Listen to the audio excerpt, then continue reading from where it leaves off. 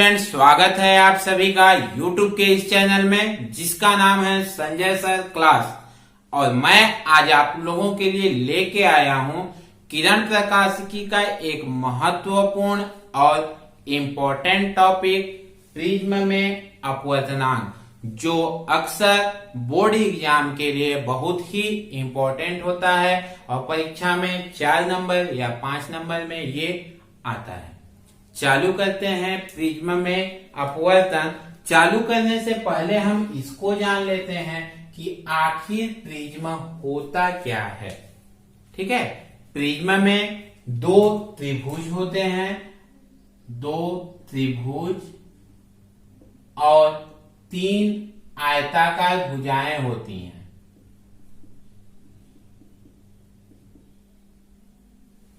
दो त्रिभुज होते हैं और 3 आयताकार भुजाएं होती हैं जिनसे मिलकर बनता है एक प्रिज्म। प्रिज्म को और अच्छे से समझने के लिए मैं आपको प्रिज्म लेके आता हूं कि प्रिज्म होता कैसा है। ये है स्टूडेंट प्रिज्म, और इस प्रिज्म में 3 आयताकार सतहें होती हैं। एक आयताकार भाग 1, ठीक है, दूसरा ये वाली और तीसरा ये वाली। ये हुए 3 आयताकार सतह या 3 आयताकार पृष्ठ। इसके बाद है 2 त्रिभुजाकार पृष्ठ। तो ये हो गया एक पहला त्रिभुजाकार, दिख रहा है आपको ये, ठीक है। और इसके पीछे का ये दूसरा त्रिभुजाकार पृष्ठ। इन 2 त्रिभुजाकार पृष्ठ और इन 3 आयताकार पृष्ठों से मिलकर बनता है क्या? ये प्रिज्म, जिसे हम कहते हैं प्रिज्म। ठीक, अब इस पर कोई प्रकाश किरण, जब कोई इस पर प्रकाश किरण आपतित होती है तो ऐसे आपतित होती है इस भाग पर। किस भाग पर? इस आयताकार भाग पर आपतित होती है। ठीक, प्रिज्म के अंदर प्रवेश करती है, इस प्रिज्म के अंदर प्रवेश करती है और इस आयताकार पृष्ठ से क्या होती है? निर्गत हो जाती है। लेकिन हमको सामने से क्या दिख रहा है? सिर्फ ए त्रिभुजाकार पृष्ठ दिख रहा है। और हम इस डेरिवेशन को हल करने के लिए, इसको समझने के लिए हम यहाँ पर जो चित्र बनाएंगे वो किसका बनाएंगे? इसी त्रिभुज का बनाएंगे। अब प्रकाश कहाँ पर आपतित हो रहा है? फिर से ध्यान दीजिएगा, प्रकाश आपतित हो रहा है इस आयताकार पृष्ठ पर, निर्गत हो रहा है इस आयताकार पृष्ठ से। लेकिन हम जो चित्र बनाएंगे यहाँ पे वो बनाएंगे इस सामने का, क्योंकि हम प्रिज्म को यहाँ पर कैसे रख रहे हैं? ऐसे रखेंगे। ऐसे रखेंगे तो हमको क्या दिखाई देगा? सामने से ये त्रिभुज दिखाई देगा। बना लेते हैं। ये हो गया इसका त्रिभुजाकार पृष्ठ, ये वाला पृष्ठ, इसको हमने ऐसे रखा तो ये बना हमारा क्या? त्रिभुजाकार पृष्ठ। अब प्रकाश किरण इस पर आपतित होगा, मतलब इसके इस पृष्ठ पर आपतित होगा और यहां से निर्गत होगा। लेकिन ये पृष्ठ है कौन सी? ये वाली आयताकार पृष्ठ है। ठीक है, क्लियर है। आगे बढ़ते हैं। ये हो गया त्रिभुजाकार पृष्ठ ABC। ये जो एंगल होता है, ये जो कोण होता है A, इसको बोलते हैं हम क्या? प्रिज्म कोण। इसको बोलते हैं हम क्या? प्रिज्म कोण। अब क्या होता है? इसके इस पृष्ठ को, ये जो आयताकार पृष्ठ है वह इसके पीछे, इस AB को, इसको बोलते हैं हम क्या? अपवर्तक पृष्ठ। क्या बोलते हैं? अपवर्तक पृष्ठ। अब इस अपवर्तक सतह पर कोई प्रकाश किरण ऐसे क्या हो रही है? आपतित हो रही है। ये कोई प्रकाश किरण है PQ जो आपतित हो रही। जब अपवर्तक पृष्ठ पर आपतित होगी तो यहां हमको क्या मिलेगा? एक आपतन बिंदु मिलेगा। PQ क्या है? आपतित किरण है।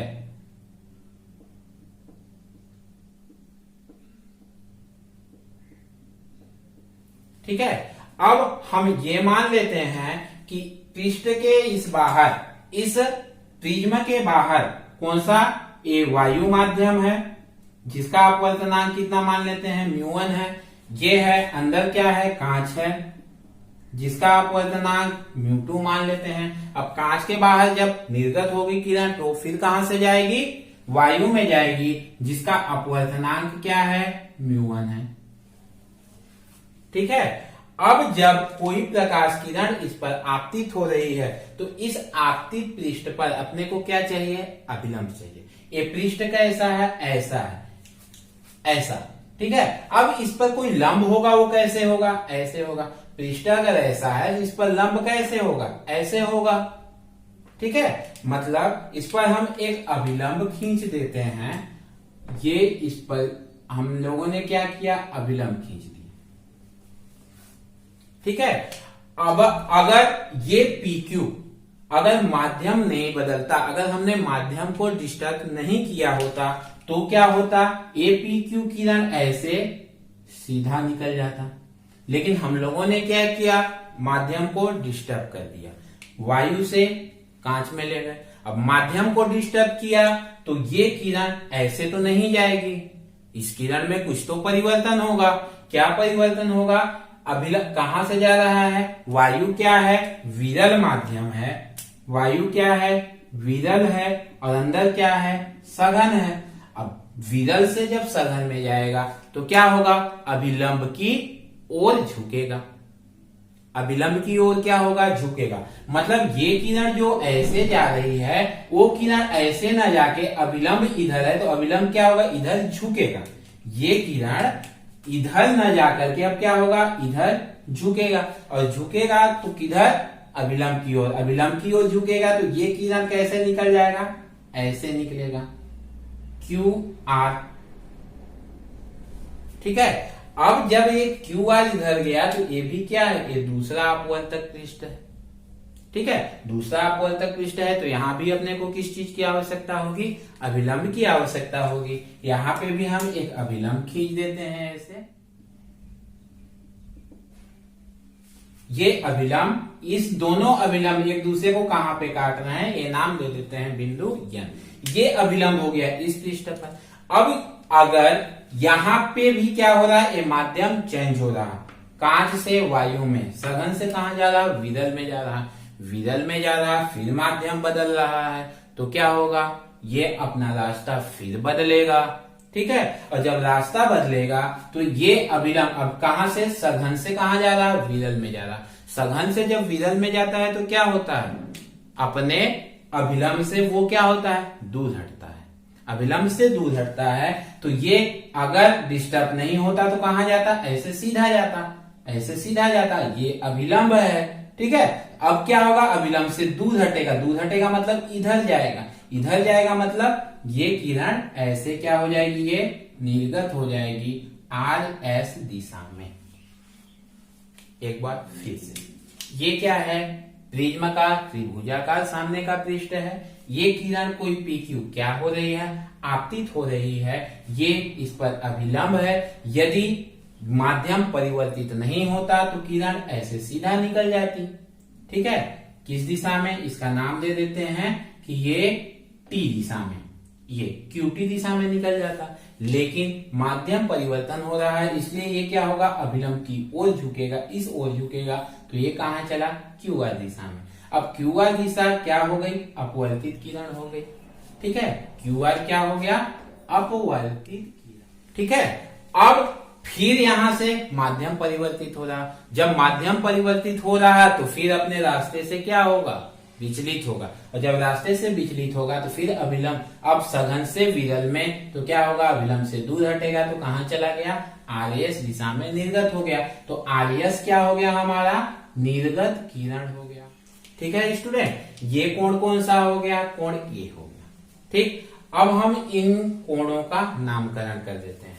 ये कोण कौन सा है, ये कोण आपतित किरण और अभिलंब के बीच में बनने वाली कोण I। कोण I क्या हो गया, आपतन। ये क्या हो गया, निर्गत किरण और अभिलंब के बीच में बनने वाला कोण, इसका नाम दे देते हैं E। तो कोण E बराबर क्या हो गया, निर्गत। कौन सी किरण है, अपवर्तित किरण है। अपवर्तित किरण और अभिलंब के बीच में बनने वाले कोण ये R1 और R2, R1 व R2, ये क्या हो गए, अपवर्तन कोण। इतना क्लियर हो गया। ठीक है। अब थोड़ा सा ये देखिए कि यदि ये किरण जो ऐसे जा रही है। यदि ये माध्यम बीच में नहीं आता तो ऐसे जाता, ठीक है। लेकिन माध्यम बीच में आने की वजह से ये क्या हो गया, ऐसे हो गया। तो ये क्या हो गया, इसको अगर मैं पीछे ऐसे बढ़ाऊं, समझने के लिए हम क्या करते हैं, ऐसे पीछे बढ़ा देते हैं। ये बिंदु U हो गया मान लेते हैं, और ये कोण का नाम हो गया डेल्टा। इसको क्या बोलते हैं, डेल्टा, ठीक है। और ये कोण है कौन सा, एक्चुअल में हो क्या रहा है, ये है आपतित किरण। यदि माध्यम बीच में ना आता तो ऐसे जाता, लेकिन माध्यम बीच में आने की वजह से ये क्या हो रहा, ऐसे यहां से जा रहा है, ऐसे जा रहा है। लेकिन माध्यम बीच में आने की वजह से ऐसे क्या हुआ, अपने मार्ग से विचलित हो गया। अब ऐसे निर्गत हो रहा, ऐसे जा रहा है, ऐसे निर्गत हो रहा, फिर से ऐसे जा रहा है, ऐसे निर्गत हो रहा। अपने मार्ग से क्या हुआ, ये विचलित हो गया, इस एंगल पे क्या हुआ, विचलित हो गया। विचलित हो गया तो कोण डेल्टा बराबर क्या हो गया, ये विचलन कोण क्या हो गया, ये विचलन कोण। इतना हो गया। अब इसमें हम लोग आगे बढ़ते हैं कि अब हमको इसमें करना क्या क्या है, ठीक है। हम लोगों को इसमें मुख्य रूप से अब इसका अपवर्तन हो कैसे रहा है, इस प्रिज्म का अपवर्तनांक क्या है, इसके बारे में देखना है कि कैसे मुड़ रहे हैं। इन आई आर ई और इस डेल्टा और इस कोण ए में क्या क्या संबंध हो सकते हैं, उसके बारे में देखना है। सबसे पहले हम लोग देखते हैं इसमें चतुर्भुज ए Q N R. A Q N are, ये चतुर्भुज दिख रहा। इसको अगर मैं साइड में यहां पे बनाऊं इसी की तरह, तो ए बन जाएगा ऐसे ऐसे, ये बन जाएगा ऐसे। इसका ए है, ए क्यू है, ए एन है, ये आर है, दिख रहा है इसमें, ठीक है। इस चतुर्भुज में चारों अंतर कोणों का योग कितना होता है, 360 अंश होता है। ये हम लोगों ने ज्यामिति में पढ़ा हुआ है। तो चतुर्भुज ए क्यू एन आर में क्या होगा, कोण ए प्लस कोण ए क्यू एन प्लस कोण N Q N R plus कोण एन आर ए बराबर कितना होगा, ये 360 अंश होगा। चतुर्भुज के चारों कोणों का योग क्या होता है, 360 अंश होता है। अब इस कोण को देखिए, कौन से कोण को, कोण ए क्यू एन। कोण ए क्यू एन, ये वाली भुजा इस पर क्या है, ये इस पर क्या है, अभिलंब है। ये वाली भुजा क्या है, अभिलंब है। अभिलंब है तो ये वाला कोण कितने अंश का बनेगा, 90 अंश का बनेगा। फिर से ये वाली भुजा इस पृष्ठ पर क्या है, अभिलंब है, ठीक है। जब अभिलंब है तो ये वाला कोण कितने अंश का होगा, 90 अंश का होगा। मतलब ये वाला कोण कितने अंश का हो जाएगा, 90 अंश का हो जाएगा। ठीक उसी प्रकार ये वाली भुजा क्या है, इस पर, इस पृष्ठ पर क्या है, ये वाली भुजा भी क्या है, अभिलंब है। अभिलंब है तो ये वाला कोण कितने अंश का हो जाएगा, ये भी कोण तो 90 अंश का हो जाएगा। ये भी कोण क्या होगा, 90 अंश का हो जाएगा। क्लियर है। फिर बाकी जो बचा उसको लिख देते हैं। ये क्या है, कोण ए प्लस 90 डिग्री प्लस कोण Q N R plus 90 degree बराबर 360 अंश। 90 कितना हो जाएगा, कोण ए प्लस कोण क्यू एन आर प्लस 90 180 बराबर 360 अंश, ठीक है। अब 180 को उधर ले जाते हैं तो कोण ए प्लस कोण क्यू एन आर बराबर क्या हो जाएगा, 360 माइनस 180। ये उधर जाएगा, माइनस हो जाएगा। 360 में से 180 घटेगा तो क्या बचेगा, 180 बचेगा, 180 अंश। अब इसको क्या करता हूं, इसको भी, इस पूरे को उधर ट्रांसफर कर देता हूं। तो इधर क्या बचेगा, कोण ए बराबर 180 माइनस कोण क्यू एन आर, समीकरण नंबर 1। क्लियर है इतना।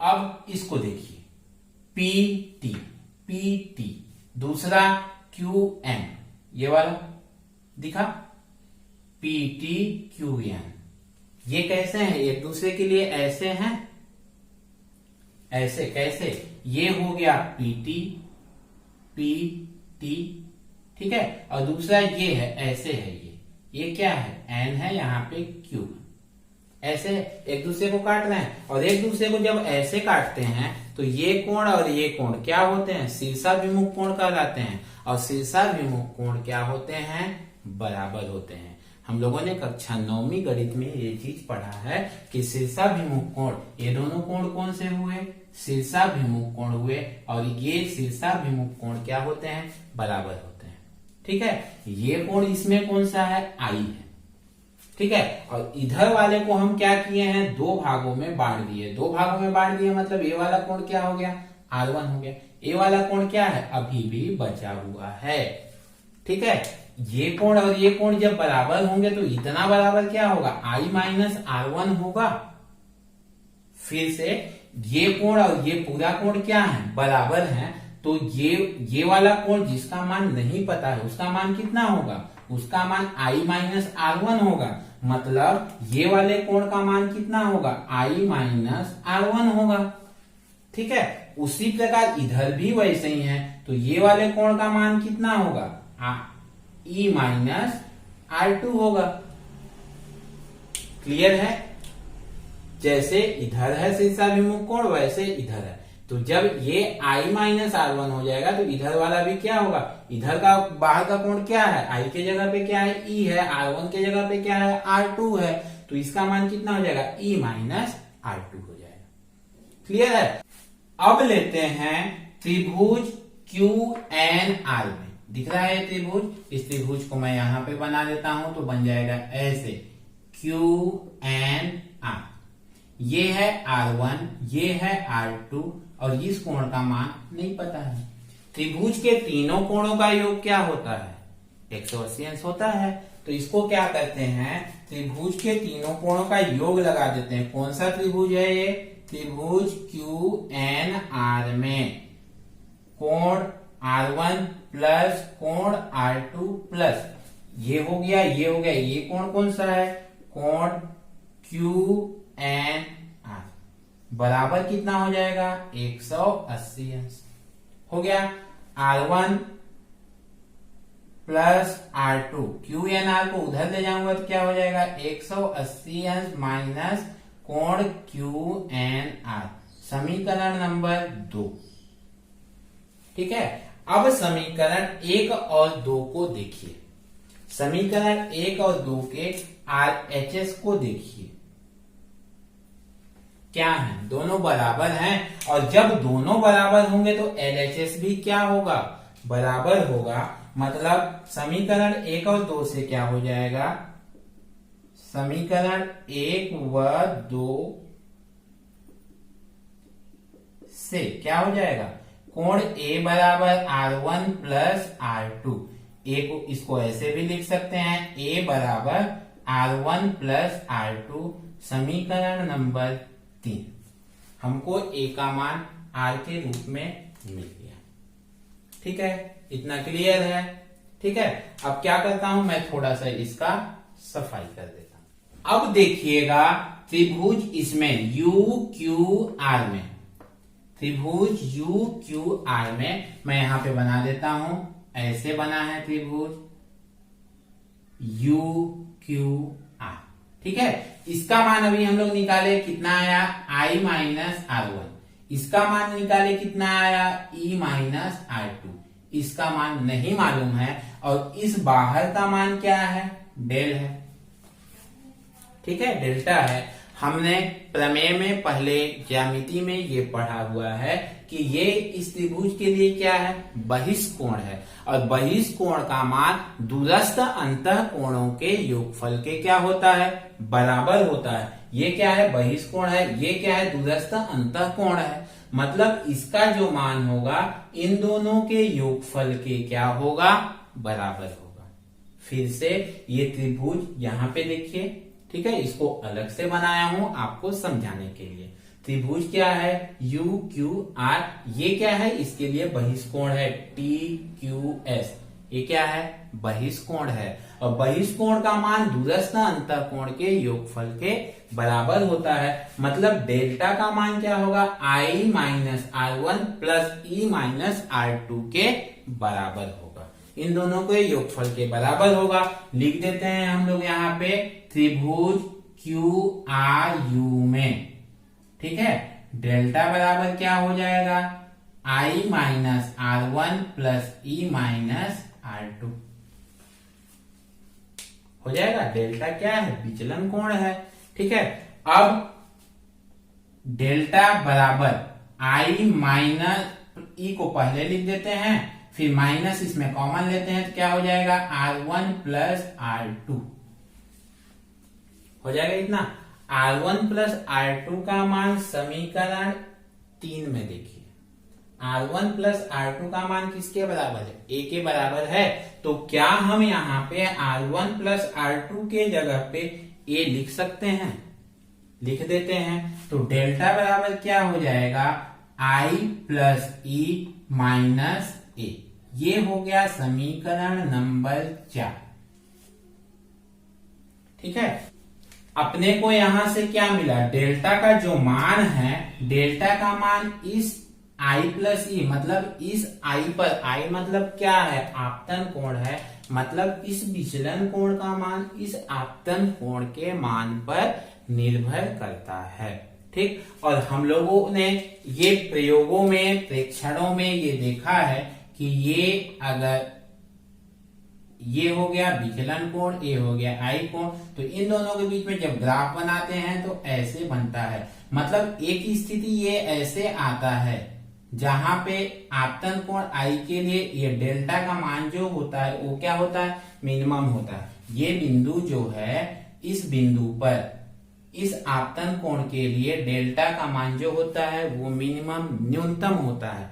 और इस स्थिति में इस I का जो मान होता है इस E के बराबर होता है। इस कंडीशन में प्रेक्षणों में ये पाया गया है कि जब ग्राफ बनाते हैं तो ये मिलता है अपने को कि आपतन कोण के एक मान के लिए, ठीक है, विचलन कोण का मान क्या होता है, न्यूनतम होता है। और इस स्थिति में आपतन कोण और निर्गत कोण का मान बराबर होता है। साथ ही साथ एक चीज और मिलता है कि इस R1 और R2 का मान भी क्या होता है, बराबर होता है। इसको हम लोग मान लेते हैं किसके बराबर है, सपोज R के बराबर है, ठीक है। स्टूडेंट ये ध्यान रखिएगा, एग्जाम में कभी कभी इसी को आईडी ग्राफ के नाम से पूछता है। एग्जाम में कभी कभी इसको आईडी, इसको उस समय डी करके पढ़ते हैं और बोलते हैं आईडी ग्राफ बनाइए, ठीक है। उस समय इस ग्राफ का उपयोग, इस ग्राफ को बना के हमको दिखाना पड़ता है, ठीक है, ध्यान में रखिएगा। अब हम इस समीकरण 3 और 4 में, 3 है 4 है, उसमें इस चीज को रखते हैं, फिर आगे बढ़ाते हैं। इसको आप लोग फोटो खींच लीजिए, नोट कर लीजिए। नहीं, ये समीकरण 3, ये समीकरण 4। और हम लोगों ने अभी ग्राफ में देखा कि न्यूनतम विचलन की स्थिति में, न्यूनतम विचलन की स्थिति में I का जो मान होता है वो E के बराबर होता है, R1 और R2 का मान बराबर होता है। इसको हम लोग R के बराबर मान लेते हैं। अब इन मानों को हम लोग समीकरण 3 और 4 में रख देते हैं। न्यूनतम विचलन की स्थिति में जो डेल होगा वो क्या हो जाएगा, हम इसको डेल M लिखेंगे, M मतलब मिनिमम, ठीक है, रख देते हैं। समीकरण 3 से क्या मिलेगा अब अपने को, समीकरण 3 से A बराबर क्या मिलेगा, R प्लस R जुड़ेगा तो क्या हो जाएगा 2R बराबर A, 2 का तिर्यक गुणा कर देते हैं तो R बराबर क्या हो जाएगा A बटे 2, ठीक है। समीकरण 4 से क्या होगा, समीकरण 4 से डेल M बराबर क्या हो जाएगा I प्लस I, E के जगह पे I रख देते हैं यहां से, माइनस A को इधर ले आते हैं तो डेल M प्लस A बराबर क्या हो जाएगा I और I 2I, 2 का तिर्यक गुणा कर देते हैं तो I बराबर क्या हो जाएगा डेल M प्लस A बटे 2। ये हो गया R का मान और ये हो गया I का मान, ठीक है। अब हम लोग इसको रख देते हैं कहां पे, स्नेल के नियम पे। स्नेल के नियम से, ठीक है, क्या होता है, दूसरे माध्यम का अपवर्तनांक बटे पहले माध्यम का अपवर्तनांक, ठीक है। दूसरा माध्यम मतलब ये हुआ ना μ2 बटे पहले माध्यम का अपवर्तनांक μ1 बराबर क्या होता है, साइन आई बटे साइन आर। यही तो होता है स्नेल के नियम में, दूसरे माध्यम का अपवर्तनांक बटे पहले माध्यम का अपवर्तनांक μ2 बटे μ1 बराबर साइन आई बटे साइन आर। आई का मान और आर का मान यहाँ पे रख देते हैं। आई का मान रखेंगे तो क्या हो जाएगा, साइन डेल एम प्लस ए बटे 2 पूरे के बटे में साइन ए बटे 2। क्लियर है इतना। आई का मान रख दिए, आर का मान रख दिए। अब देखिए अगर वायु का अपवर्तनांक क्या होता है, वायु का अपवर्तनांक जब लेते हैं तो क्या होता है, μ1 का मान 1 तो होता है, हम लोगों ने पहले वीडियो में ये पढ़ा था, ठीक है ना। तो इसको लिख देते हैं, वायु में μ1 का मान क्या हो जाएगा, 1 हो जाएगा, और μ2 तथा μ2 को मान लेते हैं कितना के बराबर, म्यू के बराबर। तो इसको क्या लिख सकते हैं, फिर म्यू लिख सकते हैं। म्यू बराबर क्या मिलेगा, साइन डेल एम प्लस ए बटे 2 पूरे के बटे में साइन ए बटे 2। ये हो जाएगा हमारा प्रिज्म के पदार्थ का अपवर्तनांक। ये हो जाएगा हमारा प्रिज्म के पदार्थ का अपवर्तनांक। इसी को हमको बनाना था, इसी को हमको सिद्ध करना था। थोड़ा सा और अगर बढ़े कि यदि ये प्रिज्म बहुत पतला हो तो क्या डालें यहाँ पे, पतले प्रिज्म के लिए, पतले प्रिज्म के लिए। और जब पतले प्रिज्म के लिए लेंगे तो ये क्या, साइन थीटा का भी मान, ये मान क्या होंगे, बहुत छोटे होंगे। और जब बहुत छोटा होता है तो बहुत छोटे की स्थिति में साइन थीटा का जो मान होता है वो थीटा के बराबर होता है। साइन थीटा का मान जो होता है वो क्या होता है, थीटा के बराबर होता है। मैथ्स वाले इसको ज्यादा आसानी से समझेंगे। अब हम यहाँ पे मान रख देते हैं, तो म्यू बराबर क्या हो जाएगा, डेल एम प्लस ए पूरे के बटे में 2 बटे ए बटे 2। साइन साइन क्या होंगे, हट जाएंगे। अब 2 से 2 कैंसिल हो जाएगा, इसका इधर गुणा कर देते हैं तो क्या हो जाएगा, म्यू ए बराबर डेल एम प्लस ए को इधर ले आते हैं तो क्या बचेगा, डेल एम बराबर म्यू ए माइनस ए को कॉमन ले लेते हैं तो डेल एम बराबर ए इन ब्रैकेट म्यू माइनस 1। ये हो जाता है फिर क्या चीज का सूत्र, ये हो जाता है न्यूनतम विचलन कोण का सूत्र। एक और फॉर्मूला मिल जाता है अपने को, एक और डेरिवेशन मिल जाता है। इसको हमको तब बनाना है जब हमको प्रश्न में इनको पूछा होगा, अदरवाइज हमको केवल इतना ही तक बनाना है। ठीक है, एक बार फिर से रिमाइंड करते हैं क्या था हमारे लिए। प्रिज्म में अपवर्तन, प्रिज्म लेते हैं, ठीक है, आपतित किरण, अभिलंब, अपवर्तित किरण, निर्गत किरण। यदि बीच में माध्यम डिस्टर्ब नहीं करते तो ये सीधा निकल जाता। ठीक है, ये कोणाई आपतन कोण, आपतित किरण और अभिलंब के बीच में बनने वाला कोण, ये निर्गत कोण, आपतन, अभिलंब और निर्गत किरण के बीच में बनने वाला कोण। डेल्टा क्या परिभाषा देंगे, आपतित किरण और निर्गत किरण के बीच में बनने वाला कोण विचलन कोण हो गया। चतुर्भुज ए क्यू एन आर को लेते हैं, उसमें मान निकालते हैं ए का। फिर त्रिभुज क्यू एन आर ए वाले को लेते हैं, इसमें R1 और R2 में कन्वर्ट कर देते हैं किसको, ए को। समीकरण 3 मिल जाता है। फिर क्या करते हैं, त्रिभुज क्यू आर यू को लेते हैं। इस त्रिभुज में ये बहिष्कोण है, बहिष्कोण का मान अंतर कोणों के योगफल के बराबर होता है, उससे हमको समीकरण 4 मिला। ठीक है, फिर क्या आया, ग्राफ आया, आईडी ग्राफ, जिसमें हमको ये मिला कि आपतन कोण के एक मान के लिए विचलन कोण का मान क्या होता है, न्यूनतम होता है, जिसे न्यूनतम विचलन की स्थिति कहते हैं। उस स्थिति में हमको क्या मिला था, हमको ये मिला था कि डेल का मान क्या हो जाता है, डेल एम न्यूनतम हो जाता है, आई का मान ई के बराबर हो जाता है, R1 और R2 का मान आर के बराबर हो जाता है। हमने उस मान को समीकरण 3 और 4 में रखा। आई का आर का मान आया a/2 और आई का मान आया डेल m प्लस a/2। इस मान को स्नेल के नियम में रख देते हैं, हमको प्रिज्म का अपवर्तनांक मिल जाता है। ठीक है स्टूडेंट, आई होप आपको ये टॉपिक आनंद भी आया होगा और समझ में भी आया होगा। आज का वीडियो आपको अगर पसंद आया होगा तो प्लीज लाइक कीजिए, सब्सक्राइब कीजिए और हाँ, दोस्तों में शेयर करना मत भूलिएगा। आज के लिए इतना ही।